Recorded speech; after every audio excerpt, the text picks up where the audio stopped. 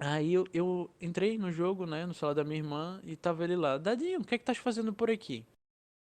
Aí eu falei pra ele, ó, Nuno, aconteceu isso e isso. Ele que me convidou, né? Aconteceu isso e isso e surgiu uma oportunidade de jogar aí, mas eu entrei no jogo só pra ver como é que tá mesmo, porque não tem como, não consegui fechar o contrato, não tem ninguém pra me prestar essa.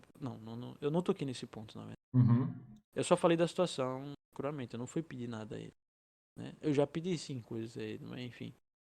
Como por exemplo, tentar me levar pra lá pra que eu trabalhasse com ele. Ele tentou Uhum. muito viabilizar isso, mas é complicado. Enfim, aí ele disse: fala o seguinte, me manda teu endereço que eu vou te mandar um iPad. Na época era iPad. Eu digo: quê? Não acreditei, cara. Na Da hora eu comecei hora, a velho. chorar. Na hora eu comecei a chorar, fiquei muito feliz. E é isso. Aí comecei a jogar pela NTZ. Eu, Paralyzing. Foi minha primeira line competitiva. Não, desculpa. Tô esquecendo das minhas origens. Eu não consegui entrar na NTZ na época. Uhum. Aí eu conheci o Max, que é muito amigo desse Nuno também.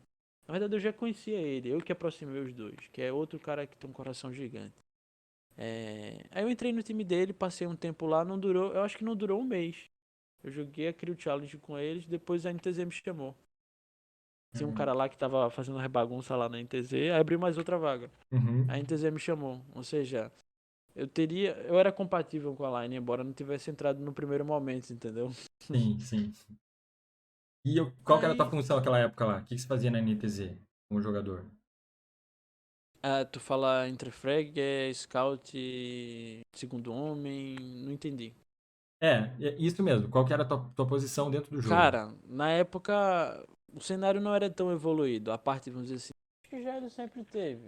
Sempre teve. Alguém sempre toma a iniciativa, aí chega outro, Uhum. opina. Isso na NTZ existia, era até o... Uma hora era o Samuka, outra era o Paralyze, aí no final da NTZ passou-se a ser eu. É, enfim, a gente teve bons resultados, quem ganhava todos os campeonatos na época era Nova, a gente apanhava muito pra eles. Com o tempo a gente foi evoluindo e ganhamos os campeonatos deles.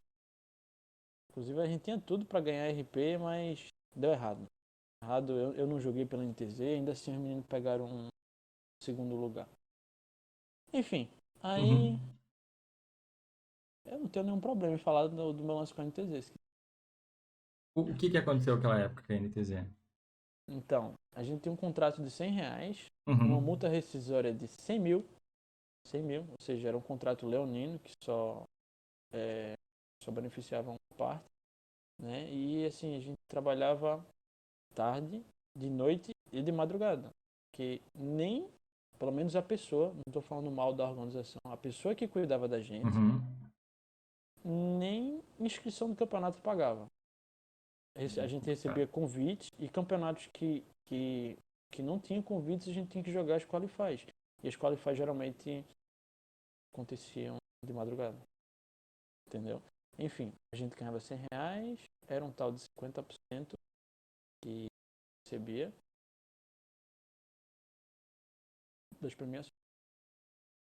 Inclusive, a RP Tadinho, você tem Challenge que é um... segurar o microfone perto, senão vai cortar. Verdade, tem razão. Perdão. Cara, você teria que trabalhar 20 anos para pagar tua multa rescisória, não tem lógica isso daí. Uhum. Esse era o contrato. E eu não tinha conhecimento nenhum. Uhum. Acabou que. E eu tentei reincidir esse contrato porque aquilo pra mim estava sendo um absurdo. Eu comecei a ouvir história de que recebiam patrocínios e, tipo, nada disso chegava na nossa mão. Tipo, fone de ouvido, premiações, coisa de contrato de live. Eu podia estar equivocado em relação àquilo, tá? Do Uhum. que estavam me falando, do que estavam no meu ouvido. O fato é, eu queria parar de jogar, não queria mais jogar por aquela equipe. E o cara disse o seguinte: tá, tu vai ter que pagar a tua multa. De modo contrário, tu vai ter que. Se tu realmente tu não pode. Tu não pode. Tu não pode jogar, porque assim, ele não ia me obrigar a jogar a qualquer custo. Ele Sim. queria me privar de ir pra outra equipe. Aí se tu quiser parar de jogar, tu vai ter que parar de jogar 2 anos. E, tipo, aquilo foi um dos piores momentos que eu passei no respeito no mundo dos esportes eletrônicos. Eu me senti um escravo, literalmente.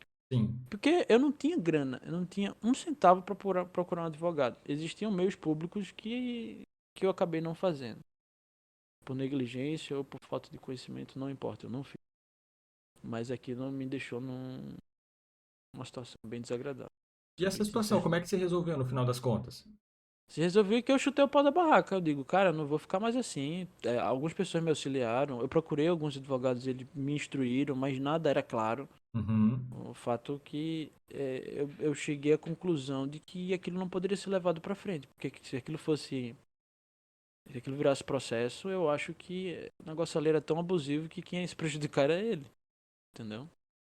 E essa parte da questão ali que a galera, que você falou, pô, eles recebiam patrocínios, recebiam alguns auxílios. Quando uma line como uma organização como a NTZ, que já tinha um nome forte naquela época, entra no cenário, a primeira coisa que um player pensa é, putz, eu vou ter todo o auxílio do mundo, Exatamente. vou ter um dinheiro legal, eles vão trabalhar a minha imagem, então a gente vai crescer junto. A organização Uhum. vai ganhar dinheiro? Pô, a partir do momento que ganha dinheiro, sim. Mas a gente vai crescer junto também, como player, é, como personalidade, um monte de coisa. E aí, você acredita que a organização sabia que não estavam sendo repassadas essas coisas para vocês? Ou isso. Ó, tinha